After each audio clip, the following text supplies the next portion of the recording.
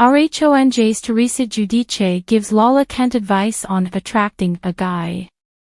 Vanderpump Rules has been a big topic over the past few days after news broke that the series is getting a full reboot. Another show possibly heading down that road is The Real Housewives of New Jersey. We're waiting with bated breath for an update on that. Meanwhile, Teresa recently had Lola on her podcast Giudice, and the duo had much to discuss during the episode.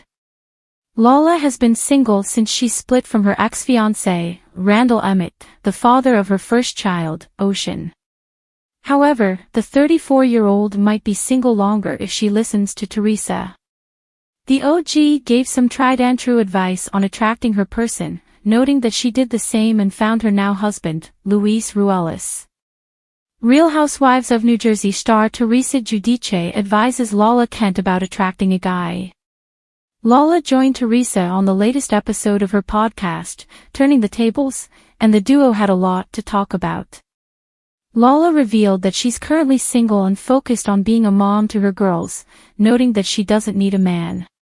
"Take your time, love will come when it's ready," Teresa told the Vanderpump Rules star, adding that when it's time for Mr. Right to find her, he will. In the meantime, the mom of four told Lola to enjoy the time with her kids and be content with that. "When you're content with yourself, you exude that, and you're going to attract your person," said Teresa. "You're gonna exude that. Your guy is going to find you." That's how Teresa attracted Luis when she was single with 4 girls.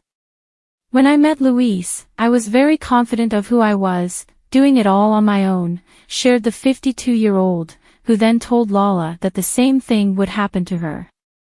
Here's what Lola said about Vanderpump Rules. If you're wondering what Lola said about Vanderpump Rules, get ready to be disappointed. She touched on the show but not about the series getting rebooted with a whole new cast. The podcast episode might have been taped before that news broke. She did talk about another surprising revelation, the closure of Tom Sandoval and Tom Schwartz's restaurant, Schwartz and Sandy's. Lola, who's close friends with Schwartz, knew what was happening before it was shared publicly, and she thinks the fallout from Scandoval led to the restaurant's demise. "It's just really sad to me because I think it really had a lot of potential, but that entire scandal changed people's lives," reasoned the Bravo star. "It's sad that he had to deal with the repercussions of someone else's actions." Lola Kent sat nervously in her rented mansion's kitchen in Los Angeles, scrolling through her phone as her freshly poured matcha latte cooled on the marble countertop. She had been single for a while now, throwing herself into her daughter Ocean's life and her businesses, but lately, she had been longing for some companionship. Who better to consult than a woman who had endured a whirlwind of public romances and scandals and lived to tell the tale? When Teresa Giudice's name popped up on Lola's screen, her heart skipped a beat. The Real Housewives of New Jersey queen herself had responded to Lola's text about needing advice. "Come to Jersey," the reply had read, with a winky face emoji. Teresa's energy practically radiated through the screen. She wasn't just inviting her, she was summoning her, like some sort of Jersey Shore oracle. So, there Lola was a week later, walking into Teresa's sprawling Montville home. She was greeted by Teresa's signature warm smile and a hug that made her feel like family. "Lola, you're even more gorgeous in person," Teresa exclaimed, taking Lola's hand and leading her to the sun-drenched patio. The backyard was an oasis, with a sparkling pool and the faint scent of lavender wafting from Teresa's perfectly manicured garden. "I need all the help I can get," Lola said with a laugh, sitting down on a plush outdoor sofa. "I'm ready to attract someone amazing, but, girl, I'm clueless these days. Dating is like navigating a minefield." Teresa nodded knowingly. "Listen, I've been through it all. Marriage, divorce, dating. And now, I'm with my soulmate, Louis. But it took me a long time to figure out how to attract the right guy. You have to work on your energy, babe." Lola tilted her head, intrigued. "My energy? You mean, like, manifesting?" "Exactly," Teresa said, her brown eyes lighting up. It's all about what you put out into the universe. If you're putting out, like, desperate or negative vibes, you'll attract the wrong kind of guy. Trust me, I've been there. But if you love yourself and know your worth, the right guy will find you. Lala sipped her iced tea, leaning in. Okay, break it down for me. How did you do it? Teresa grinned, clearly in her element. First, you have to detox your life. Get rid of anything, or anyone, that doesn't serve you. Bad energy. Bye-bye. It's like cleaning out your closet. If it doesn't bring you joy, let it go. Lala thought of her tumultuous past relationships and nodded. Makes sense. Out with the bad energy.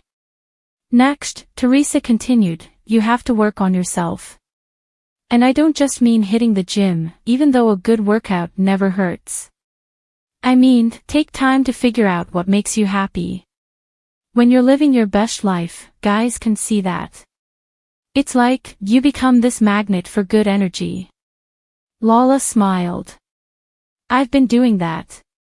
Working on my businesses, spending time with Ocean, and really focusing on myself.